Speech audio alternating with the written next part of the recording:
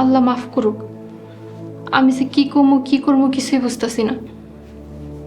থাক, আপনি চিন্তা করেন না, 5 ওয়াক্ত নামাজ পড়েন, আল্লাহ ভরসা, আল্লাহ সব বিপদ আপদ কাটাই দিব।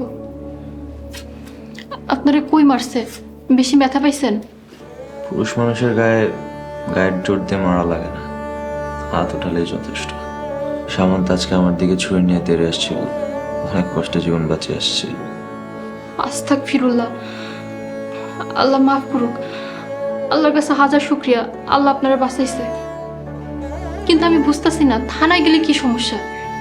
সবার কাছে ব্যাপারটা জানাজানি হলে আমার ইজ্জত থাকবে না, আর যে ভুল করছি সেগুলো আমার মা বাবা জানলে জীবনেও তাদের সামনে আমার মুখ দেখাতে পারবো না। সামন্তার একটাই কথা, তোমাকে এই বাড়ি থেকে তাড়ানো। আদিল, আমি আপনার লেগে সব কিছু করতে পারবো।